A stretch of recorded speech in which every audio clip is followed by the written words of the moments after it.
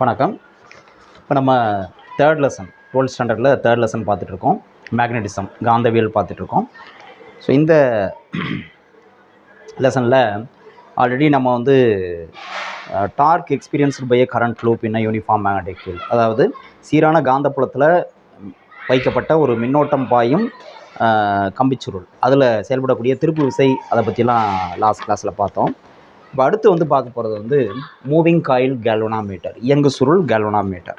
இந்த moving coil galvanometer அப்படிங்கிறது ஏன் சொல்கிறோம் அப்படின்னா, இது வந்து பார்த்திங்கன்னா ஒரு மூவிங் காயில், அதாவது ஒரு சுருள், கம்பிச்சுருள் இருக்கும்.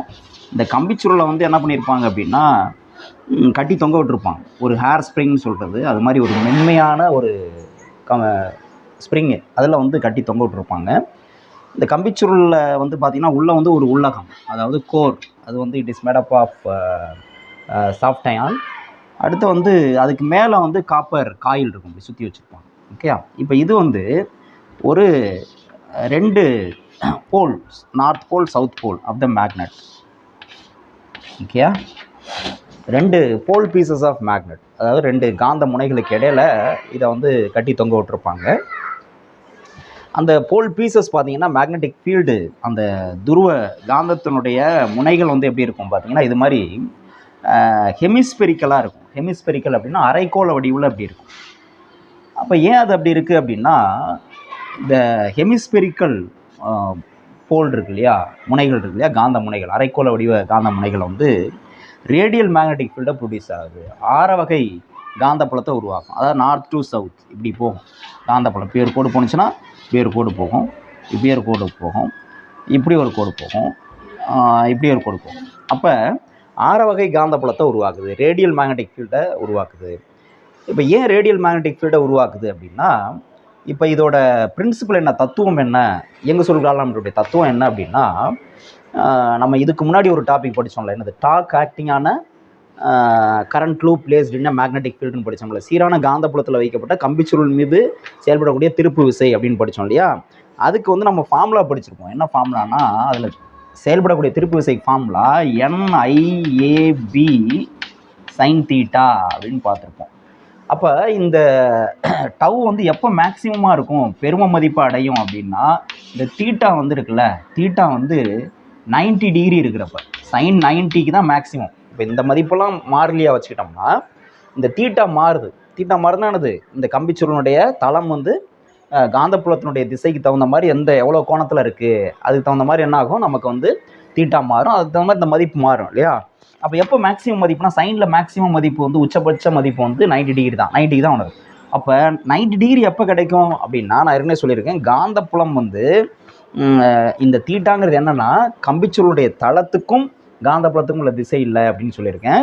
கம்பிச்சுருளுக்கு ஒரு செங்குத்து கோடு வரையணும், நார்மல் வரையணும், நார்மல் வெக்டார்னு சொல்லுவோம், ஏரியா வெக்டார், அதுக்கும் காந்தப்புலத்துக்கும் உள்ள, காந்தப்புலத்தினுடைய திசைக்கும் உள்ள கோணம் தான் angle between area vector to the coil and magnetic field, அதுதான் தீட்டா. அப்போ அப்படி பார்க்குறப்ப இந்த கம்பிச்சுருளுடைய தளம் வந்து எப்போதும் வந்து இப்படி இருக்கனால, ரேடியல் மேக்னெட்டிக் ஃபீல்டு இருக்கிறனால என்ன ஆகும்னா, சப்போஸ் இந்த தளம் வந்து இப்படி இருக்குன்னு வச்சுக்கோங்களேன், இப்படி இருக்குது, கம்பிச்சுருள் வந்து இப்படி இருக்குது அப்படின்னா, இந்த திசையில் இப்படி சுற்றுது இல்லையா, எந்த திசையில் சுற்றினாலும் இதனுடைய ரேடியல் ஏரியா வெக்டார் இந்த கம்பிச்சுருளுடைய தளத்துக்கு, இந்த காயிலுடைய பிளேனுக்கு வரையக்கூடிய நார்மல் இருக்குல்ல, அது வந்து ஏதாவது ஒரு மேக்னெட்டிக் ஃபீல்டு லைன்ஸ்க்கு பேரலாக அமைஞ்சிடும். கம்பிச்சுருள் இப்படி இருக்குன்னா இந்த லைனுக்கு பேரலாக அமைஞ்சிடும், சரிங்களா. இப்படி இருக்குது அப்படின்னா இதை வந்து இப்போ நம்ம 2 டைமென்ஷனில் இப்படி தான் காமிக்க முடியும். ஸோ இப்படி இருக்குது அப்படின்னா இப்போ இந்த மேக்னெட்டிக் ஃபீல்டு இதுக்கு வந்து சமமாயிடும். இந்த மாதிரி எந்த திசையில் எந்த ஆங்கிளில் இது வந்து சுற்றி நின்னாலும் நமக்கு வந்து என்னென்னா, அந்த கம்பிச்சுருளுடைய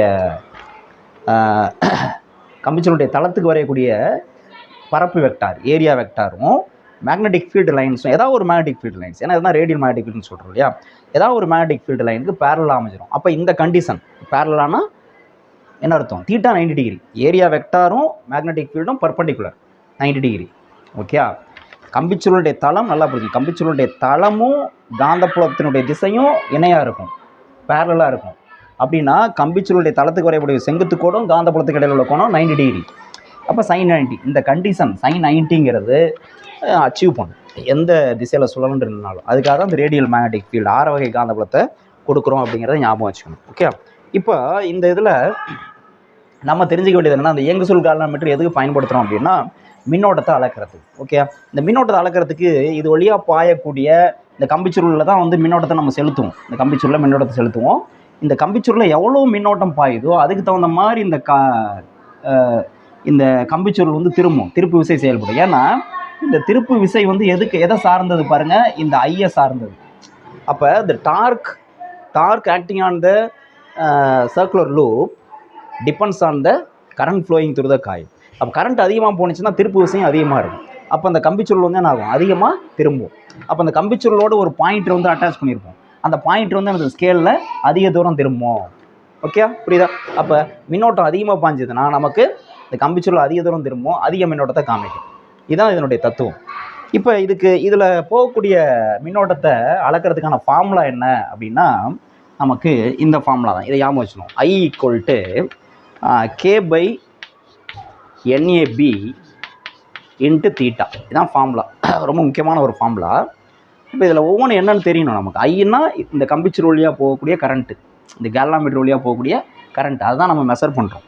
கேன்னா என்னென்னா சுருள் மாறிலி அப்படின்னு சொல்லுவோம். கேங்கிறது சுருள் மாறிலி அப்படின்னு சொல்லுவோம். ஓகேயா? இந்த ஸ்ப்ரிங் இருக்கு இல்லையா, அதுக்குன்னு ஒரு ஃபோர்ஸ் கான்ஸ்டன்ட் சொல்கிறோம். விசை மாறிலி அப்படின்னு சொல்லுவாங்க, அல்லது சுருள்வில் மாறிலி அப்படின்னு சொல்லுவாங்க. அது இந்த ஸ்ப்ரிங்கை பொறுத்து, ஸ்ப்ரிங்குக்கான கான்ஸ்டன்ட், அது கான்ஸ்டன்ட். அடுத்து என்னன்னா அந்த இதில் இருக்கக்கூடிய சுற்றுகளுடைய எண்ணிக்கை, number of turns in the coil. ஏன்னா ஏரியா ஆஃப் த காயில், இந்த பரப்பு, இந்த கம்பிச்சுருளுடைய பரப்பு. பீன்னா காந்தப்புல செறிவு, மேக்னெட்டிக் ஃபீல்டு ஸ்ட்ரென்த். இந்த இடத்துல காந்தப்புல செறிவு வந்து எவ்வளோ இருக்குது, மேக்னெட்டிக் ஃபீல்டு ஸ்ட்ரென்த் எவ்வளோ இருக்குது.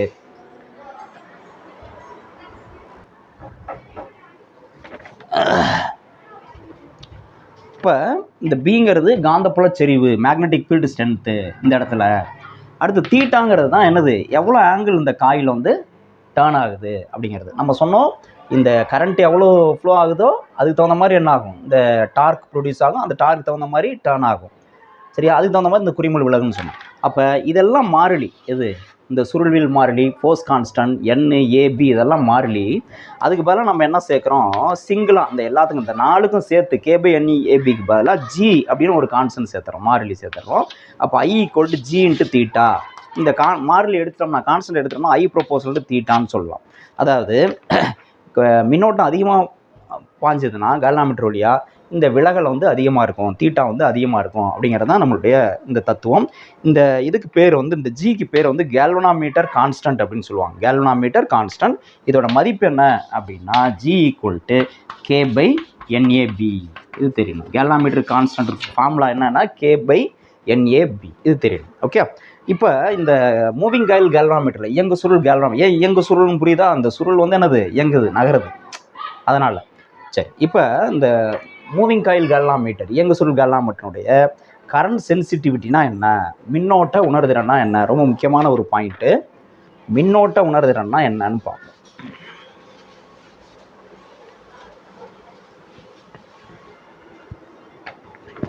கரண்ட் சென்சிட்டிவிட்டி, கரண்ட் சென்சிட்டிவிட்டி அப்படின்னு சொல்லுவோம். மின்னோட்ட உணர்திறன்,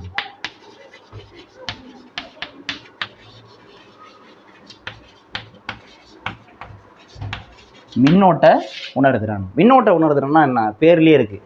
இது மின்னோட்டத்தை உணரக்கூடிய திறன் எந்த அளவுக்கு இருக்குது அப்படிங்கிறது.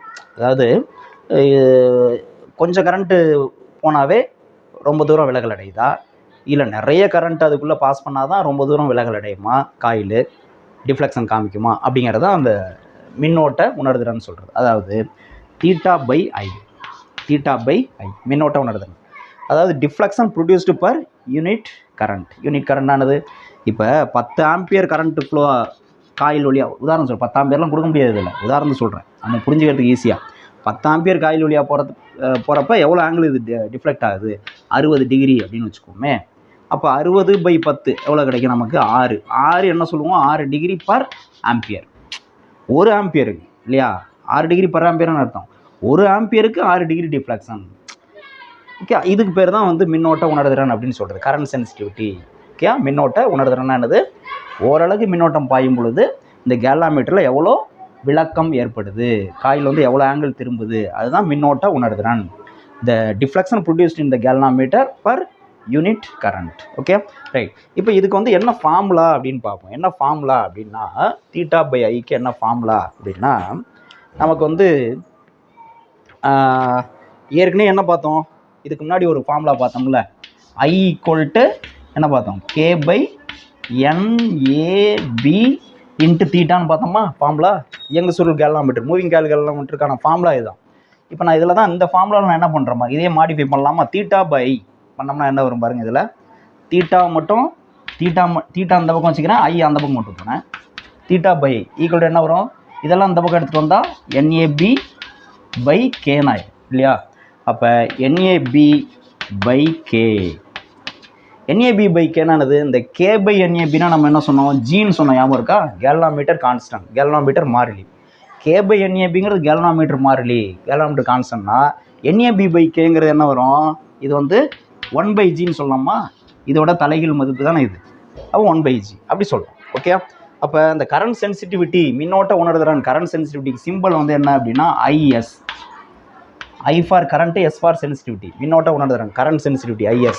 அப்போ IS ஈக்குவல்ட்டு என்ன எழுதலாம், θ/i ஈக்குவல்ட்டு என்னது, NAB/K ஈக்குவல்ட்டு 1/G அப்படின்னு ஞாபகம் வச்சுக்கணும். ஓகே. அடுத்து வந்து வோல்டேஜ் சென்சிட்டிவிட்டி. வோல்டேஜ் சென்சிட்டிவிட்டி இதே மாதிரி வோல்டேஜ் சென்சிட்டிவிட்டி அப்படின்னா நம்ம வந்து சிம்பிள் வந்து VS போடுவோம். VS வோல்டேஜ் சென்சிட்டிவிட்டி, அதாவது மின்னழுத்த வேறுபாடு உணர்திறன். மின்னழுத்த வேறுபாடை இது எந்த அளவுக்கு உணருது அப்படிங்கிறது தான் மின்னழுத்த வேறுபாட்டு உணர்திறன். அதை எவ்வளோ வோல்டேஜ் கொடுக்குறோம், எவ்வளோ கரண்ட்டு காயில் வழியாக போகுது, அதை எந்த அளவுக்கு உணருது, எவ்வளோ வோல்டேஜ் அந்த காயிலுடைய 2 முனைகள் இப்படி வந்து சுற்றி இருக்கும் அப்படின்னா, இப்படி சுற்றுறோம், இப்படி கம்பிச்சூரில் வந்து சுற்றுறோம்னா இங்கே ஒரு முனை இருக்குது, இங்கே ஒரு முனை இருக்குது, இந்த 2 முனைகளுக்கு இடையில எவ்வளோ வோல்டேஜ் நம்ம கொடுக்குறோம். கரண்ட் பாஸ் பண்ணோம்னா வோல்டேஜ் தானே கொடுக்கணும். பேட்டரியோட 2 முனைகள் ஒரு பக்கம் பாசிட்டிவ், இன்னொரு பக்கம் நெகட்டிவ் கனெக்ட் பண்ணால் தானே கரண்ட் ஃப்ளோ ஆகும். ஸோ அந்த வோல்டேஜ் எவ்வளவு, அதை எந்த அளவுக்கு இது வந்து உணரும் அப்படிங்கிறது தான். அப்போ இங்கே எப்படி θ/iயோ அதே மாதிரி VS வந்து என்ன சொல்லலாம், θ/Vன்னு சொல்லலாம். ஓகே, நல்லா கவனி. இப்போ θ/, ஓம் விதி தான் இங்கே. ஓம் விதி என்னது, V = IR. அப்போ இது வழியாக போகக்கூடிய கரண்ட் வந்து என்னது, IA இன்ட்டு ஆர்னா இங்கே வந்து என்னென்னா நமக்கு வந்து கேல்வாமீட்டருடைய மின்தடை, RGன்னு வச்சுக்கோங்க. RGங்கிறது கேல்வாமீட்டர் மின்தடை, V = IRங்கிறது ஓம் விதி, அதன் படி தான் எழுதுறோம். நல்லா பாருங்கள், இந்த Gங்கிறது என்னென்னா கேல்வாமீட்டர் மாறிலி, அது வேறு கேல்வாமீட்டர் மாறிலி. ஆனால் அந்த RGங்கிறது கேல்வாமீட்டருடைய மின்தடை, ரெசிஸ்டன்ஸ் ஆஃப் த கேல்வாமீட்டர். ஓகே, அப்படி எழுதலாம். ரைட். இப்போ இந்த θ/i என்னது, θ/iனா என்ன சொல்லியிருக்கோம் பாருங்கள், θ/iங்கிறது மேலே இருக்குது, கரண்ட் சென்சிட்டிவிட்டி NAB/K. அப்போ அந்த இடத்துல நம்ம என்ன பண்ணலாம், NAB/Kன்னு போடலாம், NAB/K. இப்போ இதுக்கு பதிலாக NAB/K போட்டாச்சு, மீதி கீழே என்ன இருக்குது, RG இருக்குது, RG. ஓகே, இப்படி எழுதலாம். அடுத்தது இந்த NAB/K அப்படிங்கிறது என்னது, NAB/Kங்கிறது என்னது, 1/Gயா, அதனால் என்ன எழுதலாம், 1/G இன்ட்டு RG அப்படி எழுதலாம். இப்படியும் ஒரு formula. Okay, 1/G into RG, 1/G into RG அப்படி எழுதலாம். அப்போ இந்த 1/G அப்படிங்கிறது என்னது, நமக்கு 1/Gங்கிறது என்னது, இந்த θ/iங்கிறது என்னது, கரண்ட் சென்சிட்டிவிட்டி தானே. θ/iங்கிறது கரண்ட் சென்சிட்டிவிட்டி. அப்போ நம்ம என்ன எழுதலாம், கரண்ட் சென்சிட்டிவிட்டி θ/i/RG இருக்குது, RG அப்படி சொல்லலாம், இப்படி சொல்லலாம். இத்தனை விதமான ஃபார்முலா இருக்குது. எதுக்கு, வோல்டேஜ் சென்சிட்டிவிட்டி. வோல்டேஜ் சென்சிட்டிவிட்டினா என்னது, deflection produced per unit voltage. இங்கே எப்படி 1 ஆம்பியர் கரண்ட்டுக்கு எவ்வளோ டிஃப்ளெக்ஷன் காமிக்குது அப்படின்னு சொன்னோமோ, ஓரளவு மின்னோட்டத்துக்கு எவ்வளோ விலகல் ஏற்படுதுன்னு சொன்னோமோ, அதே மாதிரி இங்கே வந்து என்னது, ஓரளவு மின்னழுத்த வேறுபாட்டுக்கு எவ்வளவு விலகல் ஏற்படுது கம்பிச்சுருளில் அப்படிங்கிறது, டிஃப்ளெக்ஷன் பர் யூனிட் வோல்டேஜ். இப்போ இதுக்கு என்ன சார் யூனிட் என்னது, மின்னோட்ட உணர்தலுக்கு கரண்ட் சென்சிட்டிவிட்டி யூனிட் என்னன்னா டிஃப்ளெக்ஷன் பர் வோல்டேஜ், அதாவது டிகிரி பர் வோல்டேஜ்னு சொல்லலாம், ரேடியன் பர் வோல்டேஜ்னு சொல்லலாம். ஓகே, அதே மாதிரி இதுக்கு வந்து என்னது, sorry degree per ampere. Okay, degree per ampere, SI நோட்டில் சொன்னால் ரேடியன் பர் ஆம்பியர்னு சொல்லலாம். இதுக்கு வந்து என்னது, ரேடியன் பர் வோல்ட்டுன்னு சொல்லணும். ஓகே, அழகு, இது தெரிஞ்சுக்கணும். இதுதான் கரண்ட் சென்சிட்டிவிட்டி, வோல்டேஜ் சென்சிட்டிவிட்டி. அடுத்து இன்னொரு கொஸ்டின் கேட்பாங்க, ரொம்ப முக்கியமான கொஸ்டின். இதில் என்ன அப்படின்னா, கரண்ட் சென்சிட்டிவிட்டியை இன்க்ரீஸ் பண்ணுறதுனால வோல்டேஜ் சென்சிட்டிவிட்டி இன்க்ரீஸ் பண்ண முடியுமா அப்படின்னு கேட்பாங்க. ஏன்னா இங்கே பாருங்கள், வோல்டேஜ் சென்சிட்டிவிட்டி விஎஸ்க்கு வந்து ஃபார்முலா என்ன இருக்குது, IS/RG இருக்குது. அப்போ இந்த ஐஎஸ்ஸை வந்து இன்க்ரீஸ் பண்ணால், கரண்ட் சென்சிட்டிவிட்டி இன்க்ரீஸ் பண்ணால் இந்த வோல்டேஜ் இது ரெண்டு டைரக்ட்லி ப்ரொபோஷனல் தானே, VS = IS. அப்படின்னா இது கான்ஸ்டண்ட்டாக வச்சுக்கிட்டோம்னா VS is directly proportional to IS. அப்படின்னா IS இன்க்ரீஸ் ஆனிச்சுன்னா VSம் இன்க்ரீஸ் ஆகும். நேர் விகிதை பொருத்த முடியாது. IS இன்க்ரீஸ் ஆனால் VSம் இன்க்ரீஸ் ஆகும். அதாவது கரண்ட் சென்சிட்டிவிட்டி இன்க்ரீஸ் பண்ணால் வோல்டேஜ் சென்சிட்டிவிட்டி இன்க்ரீஸ் ஆகுமா அப்படிங்கிறது தான் கொஸ்டின். இன்க்ரீஸ் ஆகுமானா அந்த ஃபார்முலா பார்த்தா இன்க்ரீஸ் ஆகிற மாதிரி தெரியுது, ஆனால் ஆகாது. ஏன்னா நம்ம கரண்ட் சென்சிட்டிவிட்டியை இன்க்ரீஸ் பண்ணுறதுக்கு என்ன பண்ணுவோம், உதாரணத்துக்கு இந்த நம்பர் ஆஃப் டர்ன்ஸை வந்து இன்க்ரீஸ் பண்ணலாம். ஓகே, நம்பர் ஆஃப் டர்ன்ஸ் இருக்கு இல்லையா, இந்த θ/I வந்து எதுக்கு, இங்கே பாருங்கள் NAB/Kலாம் இருக்குல்ல, இந்த எண்ணை வந்து அதிகப்படுத்துறீங்கன்னு வச்சுக்கோங்க, கம்பிச்சூரில் இருக்கக்கூடிய சுற்றுகளுடைய எண்ணிக்கை இருக்குல்ல, இதை வந்து அதிகப்படுத்தலாம். இது அதிகப்படுத்தணும்னா என்ன அதிகமானுச்சுன்னா என்ன ஆகும், கரண்ட் சென்சிட்டிவிட்டி அதிகமாகும், மின்னோட்டம் உணர்றதுனா அதிகமாகும். ஆனால் ஆட்டோமேட்டிக்காக என்ன ஆயிரும், நம்ம கம்பிச்சூருடைய எண்ணிக்கை அதிகப்படுத்துகிறோம்னா என்ன அர்த்தம், கம்பிச்சூருடைய நீளம் வந்து அதிகமாகுது. நீளம் அதிகமானுச்சுன்னா என்ன ஆகும், அந்த ஒயரோட மின்தடை அதிகரிக்கும். அப்போ இந்த RG மதிப்பு அதிகரிக்கும். அப்போ நீங்கள் கரண்ட் சென்சிட்டிவிட்டி 5 மடங்கு அதிகரிச்சிங்கன்னா இந்த மின் தடை இருக்குல்ல, RG மதிப்பு 5 மடங்கு அதிகமாகும். அப்போ 5/5 கேன்சல் ஆகிட்டு கான்ஸ்டண்டாக தான் இருக்கும் இந்த மதிப்பு. அதனால் கரண்ட் சென்சிட்டிவிட்டியை இன்க்ரீஸ் பண்ணி நம்ம வோல்டேஜ் சென்சிட்டிவிட்டியை இன்க்ரீஸ் பண்ண முடியாது அப்படிங்கிறத தெரிஞ்சுக்கணும். ஓகே, இதில் தான் இந்த கரண்ட் சென்சிட்டிவிட்டி, வோல்டேஜ் சென்சிட்டிவிட்டி, மின்னோட்டம் உணர்றதுனால மின்னழுத்த வேறுபாடு உணர்றதுனால இதுதான் முக்கியமான பாயிண்ட். ஓகே, அதை நோட் பண்ணிங்க.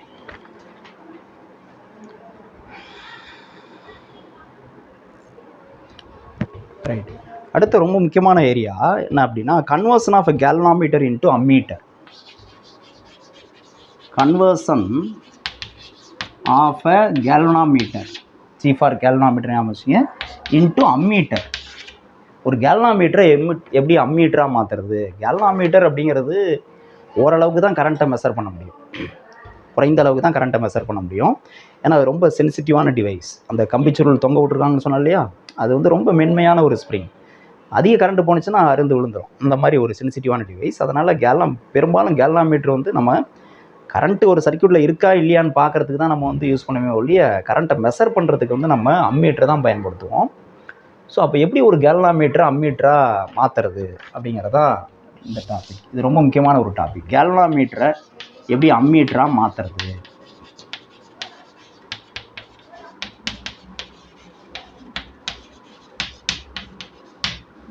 Conversion of galvanometer into ammeter. அதுக்கு என்ன பண்ணணும் அப்படின்னா, இப்போ இந்த மாதிரி ஒரு கேல்வனோமீட்டர் இருக்குது, G ஃபார் கேல்வனோமீட்டர். இப்போ இந்த கேல்வனோமீட்டர் வழியாக ஏன் கேல்வனோமீட்ரு வந்து அம்மீட்ரு மாற்றணும் அப்படின்னு நான் சொன்னேன். இது ரொம்ப சென்சிட்டிவான டிவைஸ். அதிக கரண்ட் இது வழியாக பாஸ் பண்ண முடியாது.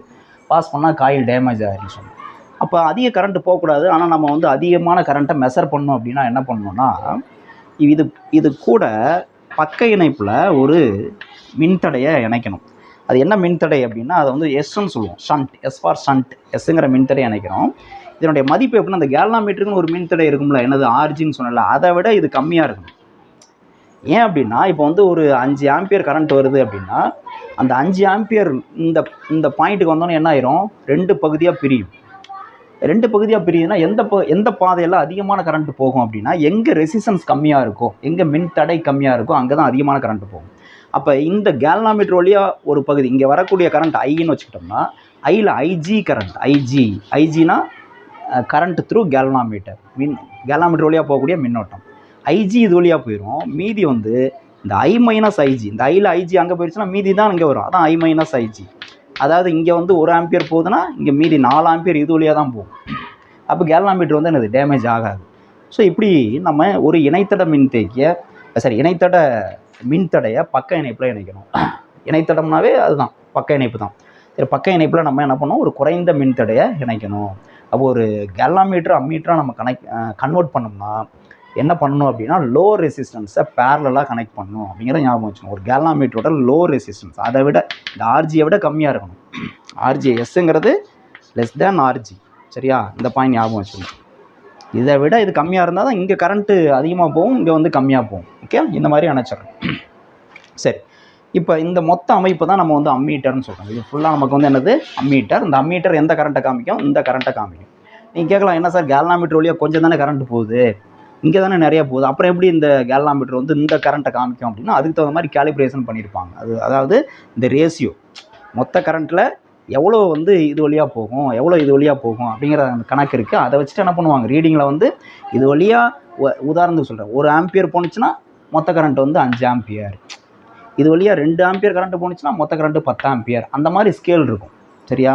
அப்போ இது வழியாக போகிற கரண்ட் வந்து கேல்வாமீட்டர் வழியாக போகிற கரண்ட் வந்து ஒரிஜினலாக 1 ஆம்பியர்னா அந்த சுற்று இதுதான் மொத்தம் அம்மீட்டர், அதுக்கு வர கரண்ட் என்னது 5 ஆம்பியர். அப்போ 5 ஆம்பியர்னா ஸ்கேலில் காமிக்கும். அப்படி தான் வரும். ஸோ இப்போ எவ்வளோ ரெசிஸ்டன்ஸை நம்ம வந்து எனக்கு பண்ணோம், கேல்வாமீட்டர் வழியாக எவ்வளோ கரண்ட் வந்து மேக்ஸிமம் போகலாம், அந்த ஐஜி வந்து மேக்ஸிமம் எவ்வளோ போகலாம் அப்படிங்கிறதுக்கு நம்ம ஃபார்முலா தெரியணும். என்ன ஃபார்முலா அதுக்கு எப்படி வருது அப்படின்னா, இங்கே நம்ம வந்து இந்த ஃபார்முலா யூஸ் பண்ணலாம். என்ன ஃபார்முலானா, இது வந்து இங்கே பாருங்க, இந்த கேல்வாமீட்டரும் இந்த எஸ்ங்கிற ஷண்ட் இணைத்தட மின்தடைன்னு சொல்கிறோம் இல்லையா, இது ரெண்டும் பக்க இணைப்பில் இருக்குது. பக்க இணைப்பில் இருக்கிறப்போ வோல்டேஜ் வந்து சமமாக இருக்கும். இங்கே உள்ள வோல்டேஜும் இங்கே உள்ள வோல்டேஜும் மின்னழுத்த வேறுபாடும் சமமாக இருக்கும். ஸோ அந்த அடிப்படையில் நம்ம என்ன பண்ணுறோம், வோல்டேஜ் அக்ராஸ் கேல்வாமீட்டர் விஜியும் வோல்டேஜ் அக்ராஸ் ஷண்ட் ரெசிஸ்டன்ஸ் ரெண்டும் ஈக்குவல் அப்படின்னு சொல்கிறோம். ரெண்டும் பக்க இணைப்பில் மின்னழுத்த வேறுபாடு சமமாக இருக்கும். ஓகே, வோல்டேஜ் சமமாக இருக்கும். இப்போ இது குறுக்க வந்து வோல்டேஜ் எவ்வளோ அப்படின்னா ஓம் விதி தான். இது வழியாக போகிற கரண்ட் வந்து என்னது ஐஜி, இதோட மின்தடை என்னது ஐ/ஆர், மின்தடை வந்து ஆர்ஜி. அப்போ இப்படி அதே மாதிரி இது வழியாக போகிற கரண்ட் என்னது ஐ மைனஸ் ஐஜி, இங்கே மின்தடை எவ்வளவு எஸ். எனக்கு என்ன வேணும் அப்படின்னா இந்த ஐஜி தான் வேணும். ஐஜிக்கு வேல்யூ என்னன்னு வேணும். இப்போ நான் உள்ள மல்டிப்ளை பண்ணுறேன் பாருங்கள், IG into RG equal to இதை எஸ்ஸால் மல்டிப்ளை பண்ணால் IS minus IG into S. Okay, எனக்கு ஐஜி தான் வேணும்னு சொன்னேன். அப்போ ஐஜி உள்ள டேர்ம்லாம் ஒரு சைடு கொண்டு வரும். கொண்டு வந்தோன்னா என்ன வரும் பாருங்கள், இங்கே பாருங்கள், இங்கே மைனஸ், இங்கே ஆல்ரெடி ஐஜி இன்ட்டு ஆர்ஜி இருக்குது, இங்கே மைனஸ் ஐஜிஎஸ் இருக்குது, இதுவும் ஐஜி டேர்ம் தான். அது இந்த பக்கம் கொண்டு வந்தோன்னா ப்ளஸ் ஆயிரும். IG into S equal to ஐஎஸ்ன்னு சொல்லுவோம். Okay, I into S, I into S. Okay, எனக்கு வந்து ஐஜி தான் வேணும். அப்போ ஐஜி காமனாக வெளில எடுக்கலாம். இதில் மீதி இங்கே வந்து என்னது ஆர்ஜி இருக்கும் plus S equal to IS. Okay, எனக்கு ஐஜி தான் வேணும். Therefore IG equal to IS divided by RG plus S. இதுதான் ஃபார்முலா. கேல்வாமீட்டர் வழியாக எவ்வளோ கரண்ட்டு மேக்ஸிமம் போகலாம் அப்படிங்கிறது எதை டிபெண்ட் பண்ணியிருக்கு, இந்த மேக்ஸிமம் கரண்ட்டு, டோட்டல் கரண்ட் ஐ, எஸ் எவ்வளோ ஷண்ட் ரெசிஸ்டன்ஸ், அப்புறம் டோட்டல் ரெசிஸ்டன்ஸ் மின்தடை எவ்வளவு, ஆர்ஜியும் எஸ்ஸும் சேர்த்தா எவ்வளோ மின்தடை அப்படிங்கிறது. ஓகே, அப்போ நம்ம வந்து இந்த கேல்வாமீட்டர் வழியாக அதிகமான கரண்ட்டை வந்து நம்ம அனுப்பணும் அப்படின்னா நம்ம என்ன பண்ணணும், இங்கே எஸ்ஸை வந்து அதிகப்படுத்தணும். Okay, directly proportion, right.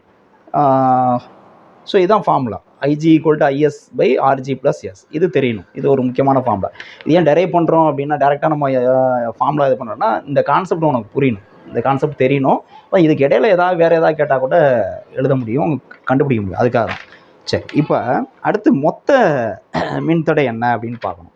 இந்த கேல்வாமீட்டரை அம்மீட்டராக கன்வெர்ட் பண்ணதுக்கப்புறம் அம்மீட்டரோட மின்தடை என்ன, ஆர்ஏ, ரெசிஸ்டன்ஸ் ஆஃப் அம்மீட்டர். ஆர்ஜினா கேல்வாமீட்டரோட ரெசிஸ்டன்ஸ் மட்டும், கேல்வாமீட்டரோட மின்தடை. ஆர்ஏனா அம்மீட்டரோட மின்தடை. அம்மீட்டர்னா எனக்கு சேர்ந்தது தான் அம்மீட்டர். அதோட மின்தடை என்னது, இங்கே 2 ரெசிஸ்டன்ஸ் இருக்குது, ஒன்று ஆர்ஜி இன்னொன்று வந்து எஸ். ரெண்டும் பேரல் கனெக்ஷனில் இருக்குது, பக்க இணைப்பில். பேரல் கனெக்ஷனில் இருந்ததுன்னா என்ன எஃபெக்டிவ் ரெசிஸ்டன்ஸ்க்கு என்ன ஃபார்முலா, தொகுப்பை மின்தடைக்கு என்ன formula, RG into S, RG into S by RG plus S. அவ்வளோதான், இதுதான் மொத்த மின்தடை. இந்த மொத்த மின்தடை வந்து எப்படி இருக்கும் அப்படின்னா, அம்மீட்டரோட தொகுப்பையின் மின்தடை இந்த ஆர்ஏ இருக்குல்ல, இது வந்து ரொம்ப கம்மியாக இருக்கும். எதை விட கம்மியாக இருக்கும்னா, இதெல்லாம் கேட்பாங்க கொஸ்டினில். இந்த ஆர்ஏ இருக்குல்ல, இந்த ஆர்ஏ வந்து நம்ம என்ன சொன்னோம், ஆர்ஜியை விட எஸ் கம்மின்னு சொன்னோம் இல்லையா. இந்த எஸ்ஸை விட இந்த ஆர்ஏ வந்து இன்னும் கம்மியாக இருக்கும், மொத்த மின்தடை கம்மியாக இருக்கும். ஏன்னா 2 மின்தடைகளை பக்க இணைப்பில் இணைச்சோம் அப்படின்னா, பேரல் கனெக்ஷன் இணைச்சோம்னா நம்மளுக்கு கிடைக்கிற ரிசல்டன்ட் ரெசிஸ்டன்ஸ் இருக்குல்ல, எஃபெக்டிவ் ரெசிஸ்டன்ஸ் வந்து என்னது, இந்த இண்டிவிஜுவல் ரெசிஸ்டன்ஸ் 2ல் எது ஸ்மாலரோ அதை விட கம்மியாகிடும். ஸோ அப்போ ஆர்ஏ இஸ் லெஸ் தேன், இந்த ஆர்டி ஆமாம் வச்சுங்க, ரொம்ப முக்கியம். RA is less than S, S is less than RG. இந்த டேர்ம் முக்கியம், இந்த ஆர்டர் கேட்பாங்க. ஒரு கேல்வாமீட்டர் அம்மீட்டராக கன்வெர்ட் பண்ணுறப்ப அதில் உள்ள 3 விதமான ரெசிஸ்டன்ஸ், ஒன்று கேல்வாமீட்டரோட ரெசிஸ்டன்ஸ் ஆர்ஜி, இன்னொன்று ஷண்ட் ரெசிஸ்டன்ஸ் இணைத்தட மின்தடை எஸ், அப்புறம் அம்மீட்டரோட மொத்த மின்தடை RA. இது மூணுக்கும் உள்ள ரிலேஷன் இதுதான். எது வந்து இருக்கிறதுலே ரொம்ப சின்ன மதிப்புனா RA தான். அதுக்கடுத்து பெரிய மதிப்பு S. அதை விட பெரிய மதிப்பு தான் என்னது RG அப்படிங்கிறது தெரியணும். ஓகே, அடுத்து இன்னொரு முக்கியமான பாயிண்ட் இதில் என்ன அப்படின்னா, அந்த எவ்வளோ எரர் வரும் அப்படிங்கிறது. ஒரு ஐடியல் அம்மீட்டர் அப்படின்னா ஒரு 100% என்னது ரொம்ப அக்யூரேட்டான ஒரு அம்மீட்டர் அப்படின்னா ஆக்சுவல் கரண்ட்டாக அப்படியே காமிக்கும். ஆனால் எந்த ஒரு டிவைஸும் அந்த மாதிரி இருக்கிறதில்ல. அப்போ எரர் வரும். எவ்வளோ எரர் வருது இதில், பர்சன்டேஜ் எரர் இந்த அம்மீட்டர் காமிக்கிற கரண்ட்டில் எவ்வளோ எரர் வரும் அப்படிங்கிறது நம்ம வந்து தெரிஞ்சுக்கணும். இதை முதல்ல இதை நோட் பண்ணிக்கணும்.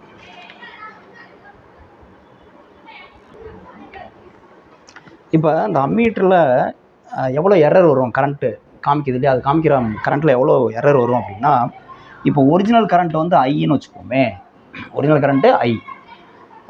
இது காமிக்கிற கரண்ட் வந்து என்னென்னா, அந்த ஒரிஜினல் கரண்ட்டுக்கும்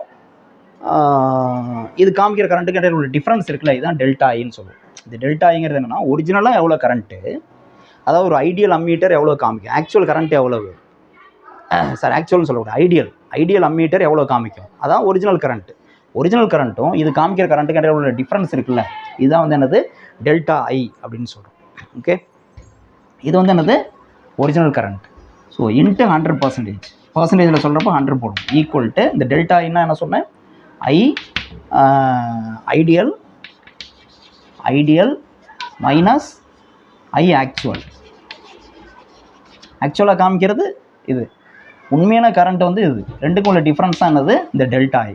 அப்போ பை ஐ வரும், இன்ட்டு 100% போடும். இடம்ல சரியாக எழுத முடியல, எழுத இப்போ எழுதலாம், delta I by I into 100% equal. இந்த டெல்டா ஐனா என்ன சொன்னேன், ஐடியல் மைனஸ் ஆக்சுவல். இது உண்மையான கரண்ட்டு, இது காமிக்கிற current. Okay, divided by ideal, இந்த கரண்ட்டு உண்மையான கரண்ட்டு. சரி, இன்ட்டு எவ்வளோ 100%. இதுதான் எரர் எவ்வளோ. இப்போ உதாரணத்துக்கு ஐடியல் வந்து 10 ஆம்பியர்னு வச்சுக்கோமே, ஆக்சுவல் வந்து 9 ஆம்பியர்னு காமிக்குது. அப்படின்னா என்ன அர்த்தம், இது வந்து 10 மைனஸ் 9 என்னது 1. சரியா, இப்போ 1/10 எவ்வளவு 0.1. 0.1 100ஆல் பெருக்குன்னா எவ்வளோ வரும், 10ன்னு வரும். அப்போ 10% எரர் இருக்குது அப்படின்னு அர்த்தம். இது வந்து 10% எரர் இருக்குது, பிழை இருக்குது அப்படிங்கிற தெரிஞ்சுக்கணும். அடுத்து இன்னொரு முக்கியமான பாயிண்ட் இதில் என்ன அப்படின்னா, நமக்கு வந்து இந்த அம்மீட்டரோட ரேஞ்சை வந்து n மடங்கு அதிகரிக்கணும்னா அம்மீட்டரோட n டைம்ஸ் வந்து என்ன பண்ணுறோம், n டைம்ஸ் வந்து ரேஞ்சை வந்து இன்க்ரீஸ் பண்ணுறோம் அப்படின்னா இதனுடைய வீச்சை அதிகப்படுத்துகிறோம். வீச்சுனா என்னன்னு சொல்கிறேன், வீச்சு வந்து n மடங்கு அதிகரிக்கிறோம் அப்படின்னா, அதாவது இப்போ ஒரு அம்மீட்டர் செஞ்சுருக்கோம். அந்த அம்மீட்டர் வந்து 5 ஆம்பியர் வரலையும் உதாரணத்துக்கு ஒரு ஆம்பியர் வரலையும் மின்னோட்டத்தை அளக்குது. இதை வந்து 5 மடங்கு அதிகப்படுத்தணும். 5 ஆம்பியர் வரலையும் மின்னோட்டத்தை அளக்கிற மாதிரி அதிகப்படுத்தணும். அதான் n 5 மடங்கு. அப்படி அதிகப்படுத்தணும்னா நமக்கு வந்து அந்த எஸ்ஸோட மதிப்பு எவ்வளோ இருக்கும். இதெல்லாமே எதை சார்ந்திருக்கு, இந்த எஸ்ஸை தான் சார்ந்திருக்கு இல்லையா. இங்கே எந்த அளவுக்கு லோ ரெசிஸ்டன்ஸை நம்ம வந்து கனெக்ட் பண்ணுறோமோ அந்தளவுக்கு இந்த கரண்ட்டை வந்து அதிகமாக நம்ம மெஷர் பண்ண முடியும். ஸோ அப்போ இந்த மதிப்பை குறைக்கணும். எவ்வளோ குறைக்கணும் அப்படிங்கிறது தான் இந்த ஃபார்முலா. என்ன ஃபார்முலா அப்படின்னா, n மடங்கு அதிகரிக்கணும் அப்படின்னா நமக்கு வந்து S = RG/n-1. இது ஞாபகம் வச்சுக்கணும். S = RG/n-1. RGங்கிறது கேல்வாமீட்டரோட ரெசிஸ்டன்ஸ் ஆஃப் கேல்வாமீட்டரோட மின்தடை. என்னன்னா எத்தனை மடங்கு நம்ம அதிகரிக்கணும், 5 மடங்கா 10 மடங்கா, அது -1 போட்டுரும். அதுதான் எஸ்ஸோட மதிப்பு. எஸ்னா என்னது, இந்த இணைத்தட மின்தடை, சண்ட் ரெசிஸ்டன்ஸ் இது. ஓகே, இந்த ஃபார்முலா முக்கியமான ஃபார்முலா, இதை நோட் பண்ணிக்கணும்.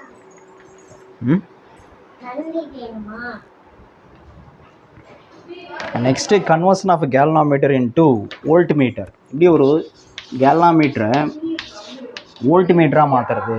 கேல்வாமீட்டர்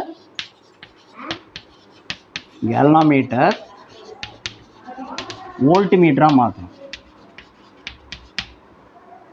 வோல்ட்மீட்டர்னால் நம்மளுக்கு தெரியும், இது வந்து மின் அழுத்தத்தை அளக்கக்கூடியது. Device use to measure potential difference. வோல்டேஜை மெஷர் பண்ணுறது வோல்ட்மீட்டர். இப்போ வோல்ட்மீட்டராக மாற்றுறதுக்கு என்ன பண்ணணும் அப்படின்னா, நம்ம வந்து அதே தான், ஒரு கேல்வாமீட்டர் இருக்குது, இதனுடைய ரெசிஸ்டன்ஸ் வந்து ஆர்ஜி இப்படி இருக்குது. இப்போ என்ன பண்ணணும், வோல்ட்மீட்டராக மாற்றுறதுக்கு இதோட இன்னொரு ரெசிஸ்டன்ஸை கனெக்ட் பண்ணணும். இன்னொரு ரெசிஸ்டன்ஸ், இன்னொரு மின்தடை. ஆனால் அது வந்து உயர் மின்தடையாக இருக்கணும், இதை விட அதிகமாக இருக்கணும். எதை விட? இந்த ஆர்ஜியை விட அதிகமாக இருக்கணும். ஆர்ஜியை விட greater, RH is greater than RG, அதிகமாக இருக்கும் உயர் மின்தடை. அங்கே என்ன பார்த்தோம், அம்மீட்டராக கன்வெர்ட் பண்ணுறதுக்கு லோ ரெசிஸ்டன்ஸை பேரலாக கனெக்ட் பண்ணணும்னு சொன்னோம். இங்கே ஹை ரெசிஸ்டன்ஸை சீரீஸில் கனெக்ட் பண்ணணும். அங்கே வந்து குறைந்த மின்தடையை பக்க இணைப்பில் இணைக்கணும் அம்மீட்டராக மாற்றுறதுக்கு. இங்கே வந்து அதிக மின்தடையை தொடர் இணைப்பில் இணைக்கணும் வோல்ட்மீட்டராக மாற்றுறதுக்கு. இதுதான் டிஃப்ரென்ஸ். இப்போ இது வந்து ஒரு வோல்ட்மீட்டராக மாறிடும். ஓகே, இது வந்து ஒரு வோல்ட்மீட்டராக மாறிடும். இப்போ இது வழியாக போகிற கரண்ட் வந்து என்னென்னா ஐஜி தான். இப்போ நீங்கள் கேட்கலாம், அங்கே வந்து 2 பாதை இருந்தது, இது வழியாக கொஞ்சம் கரண்ட் போகும், இது வழியாக கொஞ்சம் கரண்ட் போகுமே இல்லையா? ஏன்னா அதிக கரண்ட் போணுச்சுன்னா கேல்வாமீட்டர் டேமேஜ் பண்ணணும்னு சொன்னோமே. இப்போ இது ஒரே பாதை தானே, சர்க்யூட்டில் இருக்கிற மொத்த கரண்ட்டு இது வழியாக தானே போகும். அப்போ கேல்வாமீட்டர் டேமேஜ் ஆகாதுன்னா ஆகாது. ஏன் அப்படின்னா சர்க்யூட்டில் உள்ள மொத்த கரண்ட்டும் இது வழியாக போகாது. ஏன் போகாதுன்னா, இங்கே பாருங்கள், இங்கே வந்து ஒரு அதிக மின்தடை இணைச்சிட்டோம். ஏற்கனவே இதனுடைய மின்தடை வந்து 0.5 ஓம் அப்படின்னா, இப்போ இங்கே இணைக்கிறோம்ல, இது வந்து ஒரு 99.5 ஓமாக இருக்கும். அப்போ மொத்த மின்தடை என்ன ஆயிரும், 100 ஓம் ஆயிரும். அப்போ இது வழியாக போகக்கூடிய கரண்ட் வந்து அது ரொம்ப குறைஞ்சிரும். ஓகேயா? அப்புறம் எப்படி சார் வோல்டேஜை மெஷர் பண்ணுவோம் அப்படின்னா, நம்ம சுற்றில் இந்த இது ஃபுல்லாக இப்போ வோல்ட்மீட்டர் ஆயிடுச்சு. இந்த வோல்ட்மீட்டரில் சுற்றில் எப்படி கனெக்ட் பண்ணுவோம் அப்படின்னா, உதாரணத்துக்கு இப்படி ஒரு சர்க்யூட் இருக்குது. இது வந்து ஒரு மின்தடை ரெசிஸ்டன்ஸ். இதுக்கு குறுக்க இந்த ஏபிங்கிற 2 பாயிண்ட் கடையில் தான் நம்ம வந்து பொட்டன்ஷியல் டிஃபரன்ஸை மெஷர் பண்ணணும், மின்னழுத்த வேறுபாட்டை மெஷர் பண்ணோம்னா, இந்த வோல்ட்மீட்டரை நம்ம என்ன கனெக்ட் எப்படி கனெக்ட் பண்ணுவோம், இப்படி தான் கனெக்ட் பண்ணுவோம், பக்க இணைப்பில் தான் கனெக்ட் பண்ணுவோம். அப்போ இதுக்குள்ளே தான் என்ன இருக்குது, ஒரு கேல்வாமீட்டர் இருக்குது, இதுக்குள்ளே தான் ஒரு கேல்வாமீட்டர் இருக்குது, அப்புறம் வந்து ஒரு உயர்ந்த மின்தடை இருக்குது, ஆர்ஹெச் இருக்குது, ஹை ரெசிஸ்டன்ஸ் இருக்குது இல்லையா? அப்போ இங்கேருந்து வரக்கூடிய கரண்ட் வந்து டோட்டல் கரண்ட் இருக்குல்ல, அதில் வந்து இது வந்து என்னது, ஹை ரெசிஸ்டிவ் பாத், உயர்ந்த மின்தடை கொண்ட பாதை. இது வழியாக கரண்ட் அதிகமாக போக முடியாது, கொஞ்சம் தான் போகும் இது வழியாக. மீதி கரண்ட் எல்லாம் இது வழியாக தான் போகும். ஏன்னா நம்ம இங்கே தான் இந்த 2 பாயிண்ட் கடையில் தான் நம்ம என்னது பொட்டன்ஷியல் டிஃபரன்ஸை மெஷர் பண்ணணும், மின்னழுத்த வேறுபாட்டை அளக்கணும். அப்போ இங்கே தான் கரண்ட் அதிகமாக போகணும். அப்போ இந்த சுற்றில் உள்ள அதிகபட்ச கரண்ட் 99% கரண்ட் வந்து இது வழியாக போகும், மீதி 1% கரண்ட் தான் இது வழியாக போகும். அப்போ கேல்வாமீட்டர் டேமேஜ் ஆகாது. அதே நேரத்தில் இந்த 2 பாயிண்ட் கடையில் ஆக்சுவல் பொட்டன்ஷியல் டிஃபரன்ஸை நம்ம மெஷர் பண்ணிட முடியும். இதுதான் இது. இப்போ இங்கே எவ்வளோ கரண்ட் வந்து கேல்வாமீட்டரில் இந்த சர்க்யூட்டில் வந்து போகலாம், இங்கே ஐஜியோட வேல்யூ, அங்கே ஐஜிக்கு ஃபார்முலா பார்த்தோம்ல, அது மாதிரி இங்கே ஐஜிக்கு வேல்யூ என்னென்னா ஓம்ஸ்லா தான். ஓம்ஸ்லா என்னது, V = IR. இங்கே ஐஆர்னா இந்த சுற்றில் இருக்கக்கூடிய மொத்த மின்தடை, டோட்டல் ரெசிஸ்டன்ஸ் ஆர்வின்னு வச்சுக்கிறேன். ஆர்விங்கிறது என்னது, வோல்ட்மீட்டரோட மொத்த ரெசிஸ்டன்ஸ். அப்போ V = I. ஐங்கிறது இந்த கேல்வாமீட்டர் வழியாக போகிற கரண்ட்டு ஐஜி. ஏன்னா கேல்வாமீட்டர் வழியாக போகிற கரண்ட்டு தான் இந்த ரெசிஸ்டன்ஸ் வழியாகவும் போகும், சீரிஸ் கனெக்ஷன், தொடர் இணைப்பு. ஆர்விங்கிறது என்னென்னா இதோட மின்தடை, இந்த மின்தடை, அதாவது ஆர்ஜி ப்ளஸ் ஆர்வி அப்படின்னு சொல்லலாம். எனக்கு ஐஜி தான் வேணும்னு சொன்னேன், கேல்வாமீட்டர் வழியாக எவ்வளோ கரண்ட்டு போகணும். அப்போ ஐஜி = என்னது, இதை மட்டும் இந்த பக்கம் வச்சுக்கேன், இந்த சைடு கொண்டு வந்தால் V/RG + RV அப்படின்னு வரும். இதுதான் கன்வர்ஷன் ஆஃப் கேல்வாமீட்டர் இன்ட்டு வோல்ட்மீட்டரில் கேல்வாமீட்டர் வழியாக மேக்ஸிமம் கரண்ட் எவ்வளோ போகும் அப்படிங்கிறதுக்கான ஃபார்முலா V/RG + RV. இது தெரியும். இப்போ இதிலிருந்து நம்ம வந்து எவ்வளோ ரெசிஸ்டன்ஸ் நம்ம வந்து கனெக்ட் பண்ணணும், ஆர்ஹெச்சோட மதிப்பு, அதாவது வோல்ட்மீட்டர் வந்து இவ்வளோ ரேஞ்ச் வேணும், 5 வோல்டேஜ் 10 வோல்டேஜ் வரலையும் மெஷர் பண்ணோம்னா எவ்வளோ ரெசிஸ்டன்ஸை நம்ம கனெக்ட் பண்ணணும், அதுக்கான ஃபார்முலா என்ன அப்படின்னா இதிலேருந்தே மாடிஃபை பண்ணி கொண்டு வரலாம். ஆர்ஹெச்சோட மதிப்பு அங்கே எப்படி அதாவது எஸ்ஸோட மதிப்பு என்னன்னு ஃபார்முலா பார்த்தோம்னா அது மாதிரி இங்கே ஆர்ஹெச்சோட மதிப்பு. இதுக்கு என்ன ஃபார்முலானா V/IG - RG. Okay, V/IG - RG. இது வந்து எவ்வளோ ரெசிஸ்டன்ஸ் கனெக்ட் பண்ணணும், அதாவது இந்த V என்னது, எவ்வளோ வோல்டேஜ், எவ்வளோ ரேஞ்ச் உள்ள வோல்ட்மீட்டரை நம்ம கன்வெர்ட் பண்ணணும், உருவாக்கணும். 5 வோல்ட் வரலையும் மெஷர் பண்ணணுமா, 10 வோல்ட் வரலையும் மெஷர் பண்ணணுமா, 50 வோல்ட் வரலையும் மெஷர் பண்ணணுமா அப்படிங்கிறது. ஓகே, இது கேல்வாமீட்டர் வழியாக எவ்வளோ மேக்ஸிமம் கரண்ட் போகும் அப்படிங்கிறது. ஆர்ஜிங்கிறது கேல்வாமீட்டரோட மின்தடை. அப்போ நம்ம இதெல்லாம் சப்ஸ்டிட் பண்ணோம்னா இந்த ஆர்ஹெச் எவ்வளோ நம்ம கனெக்ட் பண்ணணும் அப்படிங்கிறது தெரிஞ்சிடும். அதுக்கான ஃபார்முலா இது. ஸோ இது எல்லாமே நமக்கு வந்து தெரிஞ்சுக்கிட்டு அடுத்து முக்கியமான ஒரு பாயிண்ட் என்ன அப்படின்னா, அங்கே பார்த்தோம் இல்லையா, அம்மீட்டரை வந்து n மடங்கு அதனுடைய வீச்சு அதிகப்படுத்தணும் அப்படின்னா, n டைம்ஸ் வந்து அதனுடைய லிமிட்டை வந்து இன்க்ரீஸ் பண்ணோம்னா ஃபார்முலா என்ன, எஸ்ஸுக்கான ஃபார்முலா பார்த்தோம் இல்லையா, ஷண்ட் ரெசிஸ்டன்ஸ். அது மாதிரி இங்கே வந்து இந்த வியோட வேல்யூ சொன்னேன் இல்லையா, 5 வோல்டேஜ் வரலையுமா 10 வோல்டேஜ் வரலையுமா அப்படிங்கிற அந்த வீச்சு மேக்ஸிமம் லிமிட் இருக்குல்ல, அதை n டைம்ஸ் அதிகப்படுத்தணும்னா இங்கே வந்து ஆர்ஹெச்சுக்கு வந்து என்ன ஃபார்முலா அப்படின்னா, ஆர்ஹெச் ஈக்குவல் அங்கே வந்து என்ன சொன்னோம், RG/n-1 சொன்னோம்ல, இங்கே அப்படியே மல்டிப்ளிகேஷன் RG × n-1. இது ஞாபகம் வச்சுங்க. இது வந்து n டைம்ஸ் இன்க்ரீஸ் பண்ணுறதுக்கு.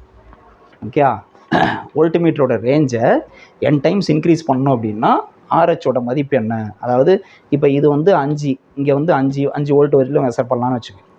இதை வந்து இப்போ 10 மடங்கு அதிகரிக்கணும் அப்படின்னா இங்கே உள்ள RG வேல்யூ அப்படியே இங்கே இருக்கும், இன்ட்டு 10 மடங்குன்னு என்ன அர்த்தம், n வந்து 10, 10 - 1 எவ்வளோ, 9. அப்போ இந்த RG மதிப்பு இருக்குல்ல, அதை வந்து 9ஆல் மல்டிப்ளை பண்ணோம்னா எவ்வளோ வேல்யூ வரும், அவ்வளோ ரெசிஸ்டன்ஸ் உள்ள மின்தடை இங்கே கனெக்ட் பண்ணணும், ஆர்ஹெச்சாக கனெக்ட் பண்ணணும். அதான் ஆர்ஹெச்சோட வேல்யூ.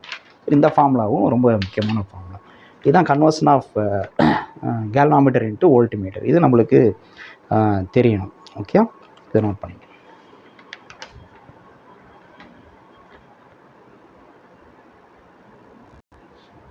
ரைட், அடுத்த இந்த லெசனில் இந்த மேக்னடிசத்தில் ஒரு 2-3 ஃபார்முலா இருக்குது, அது மட்டும் பார்த்துருவோம். ஏன்னா ஒன்று வந்து magnetic dipole moment of a current loop, magnetic dipole moment of a current loop.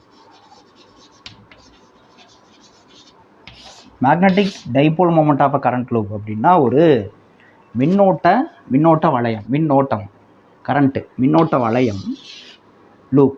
Okay, அப்படி மின்னோட்டம் பாயுது, ஒரு கம்பியில் மின்னோட்டம் பாயுது, இதுதான் மின்னோட்ட வளையம். அதனுடைய காந்த இருமுனை திருப்புத்திறன் என்ன, மின்னோட்ட வளையத்தினுடைய மின்னோட்டம் பாயும்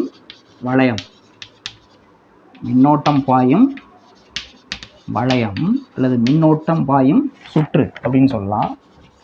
வளையம்னாலும் சுற்றுனாலும் ஒன்று தான். மின்னோட்டம் பாயும் வளையத்தினுடைய காந்த இருமுனை திருப்புத்திறன், காந்த இருமுனை திருப்புத்திறன், அதுக்கு ஃபார்முலா என்னன்னு கேட்பாங்க. இப்போ மின்னோட்டம் பாயும் கம்பிச்சொல்லினுடைய காந்த இருமுனை திருப்புத்திறன்னா நம்ம ஏற்கனவே சொல்லியிருக்கோம், பயட்-சாவர்ட் விதி படிக்கும் போதே சொல்லியிருக்கோம். ஒரு கம்பிச்சொல்லில் மின்னோட்டம் பாய்ஞ்சிச்சுன்னா அதனுடைய அச்சு வழியாக காந்தப்புலம் உருவாகும்னு பார்த்தோம் இல்லையா. அப்போ எப்படி ஒரு சட்டகாந்தம் இருக்கோ அதே மாதிரி இந்த கம்பிச்சொல்லும் ஒரு காந்தமாக செயல்படும் அப்படிங்கிறது தான். ஓகே, அப்போ சட்டகாந்தத்தை வந்து நம்ம என்ன பண்ணுறோம், ஒரு நூலில் கட்டி தொங்க விட்டோம்னா அது வந்து வட தென் திசையில் வந்து நிற்குது இல்லை, நார்த் சவுத் வந்து நிற்குது இல்லை.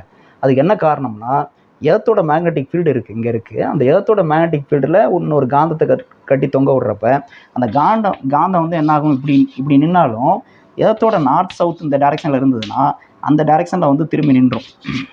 சரியா, இதுக்கு பேர் தான் திருப்புத்திறன் அப்படின்னு சொல்கிறது. அந்த காந்தம் வந்து தானே என்னது திரும்புது, வெளிப்புற காந்த புலத்தினுடைய திசையில் வந்து திரும்பி நிற்குது, எக்ஸ்டர்னல் மேக்னெட்டிக் ஃபீல்டோட டைரெக்ஷனில் வந்து அலைன் ஆகி நிற்குது.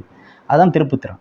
அது இந்த கம்பிச்சுருளுக்கும் உண்டு. இந்த கம்பிச்சுருளில் ஒரு வளையம் இருக்குது, கம்பி வளையம், அதில் கரண்ட்டை பாஸ் பண்ணி அதை நீங்கள் கட்டி தொங்க விட்டாலும் அதுவும் அதனுடைய அச்சு வந்து இருக்குல்ல, காந்தப்புலம் இருக்குல்ல, அது வந்து நார்த் சவுத்தில் வந்து நிற்கும்.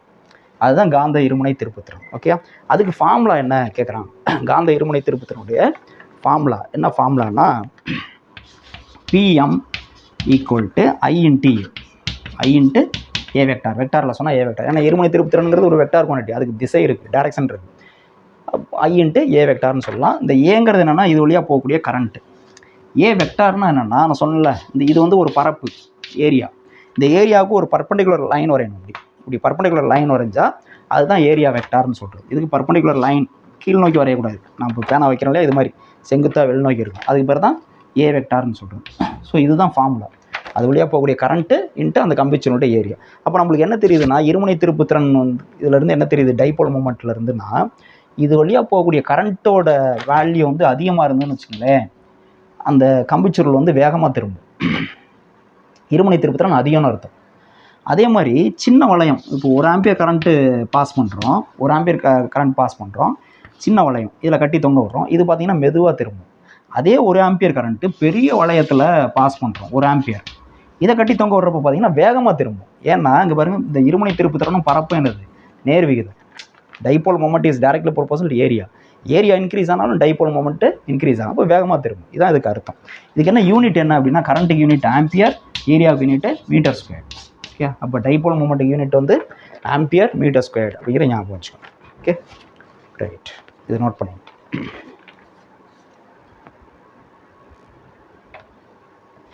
அடுத்தது magnetic field along axial line of a bar magnet. ஒரு பார் மேக்னெட் இருக்குது, சட்டகாந்தம். சட்டகாந்தத்தினுடைய அச்சுக்கோடுங்கிறது இதுதான். இந்த கோட்டில் ஒரு புள்ளியில் காந்தப்புல செறிவு, அதுக்கு ஃபார்முலா என்ன இது தெரிஞ்சுங்க. இதுக்கு டெரிவேஷன் இருக்குது, டெரிவேஷன் வேணாம், ஃபார்முலா மட்டும் தெரிஞ்சுங்க. இது வந்து பேரலல் எப்படின்னா, நம்ம ஃபஸ்ட் சாப்டரில் படித்தோம்ல, electric dipole along axial line parallel equator line பார்த்தோம்ல, அதே மாதிரி தான் இங்கே மேக்னெட்டிக் டைபோல். சட்டகாந்தம் காந்த இருமுனைனா மேக்னெட்டிக் டைபோல்னு சொல்லுவாங்க. சரியா? அப்போ சட்டகாந்தம் அல்லது காந்த இருமுனைன்னு சொல்லலாம். இதனுடைய அச்சுக்கோட்டில்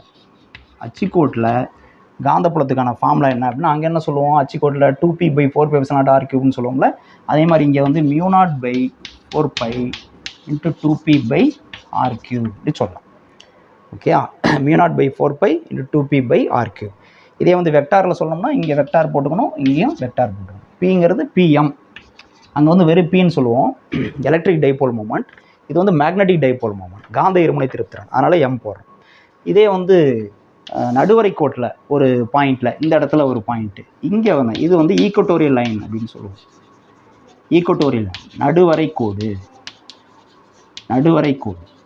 இந்த புள்ளியில் என்ன ஃபார்முலா அப்படின்னா, அங்கே பார்த்தோம்ல அங்கே வந்து ஆக்சியல் லைனில் 2p/4π/r³, ஈக்குவட்டோரியல் லைனில் என்னது p/4π/r³. அதே தான் இங்கேயும், அங்கே வந்து 2pனா இங்கே வெறும் p வரும். அப்போ ஈக்குவல் டு இங்கே என்ன ஃபார்முலானா, அதே μ0/4π × p/pm/r³ வரும்.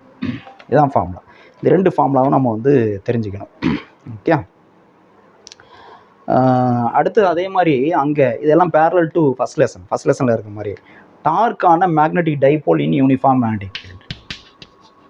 Dark on magnetic dipole in uniform magnetic field, T for magnetic field.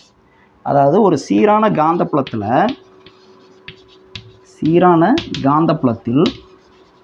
வைக்கப்பட்ட மேக்னெட்டிக் டைபோல்னா காந்த இருமுனை. மேக்னெட்டிக் டைபோல் காந்த இருமுனைனா ஒன்றும் இல்லை, இந்த சட்டகாந்தம் தான். வைக்கப்பட்ட காந்த இருமுனை மீது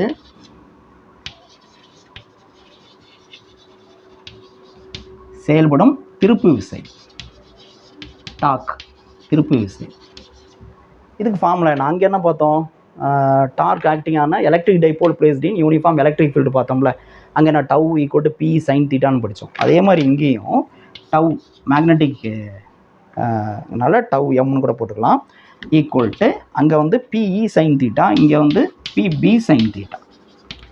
ஈனா கேபிட்டல் ஈனா எலக்ட்ரிக் ஃபீல்டு மின்புலம், கேபிட்டல் பினா காந்தப்புலம் மேக்னெட்டிக் ஃபீல்டு, இங்கே பிஎம் மேக்னெட்டிக் டைபோல் மூமெண்ட். ஓகே, இப்படி எழுதலாம். இதே வெக்டார் ஃபார்மில் சொல்லணும்னா tau vector equal to P vector PM vector cross B vector, அங்கே வந்து பி வெக்டார் கிராஸ் இ வெக்டார்னு சொல்லுவோம். ஸோ இந்த ஃபார்முலா தெரியணும். இதுதான் இது. அடுத்து வந்து magnetic properties, dia, para, ferro இதெல்லாம் இருக்குது. அதில் வந்து அதிகமாக கொஸ்டின் இது வரைக்கும் கேட்டதில்லை. இதை படிச்சிங்க, அதனுடைய ப்ராப்பர்ட்டிஸ் வந்து படிச்சிங்க. ஓகேயா? இவ்வளோதான் அந்த லெசனில் இருக்கக்கூடியது. இதை வந்து தரமாக அண்டர்ஸ்டாண்ட் பண்ணிவிட்டு அடுத்து வந்து ப்ராப்ளம் சால்விங்க்கு நம்ம போகலாம். Okay, thank you.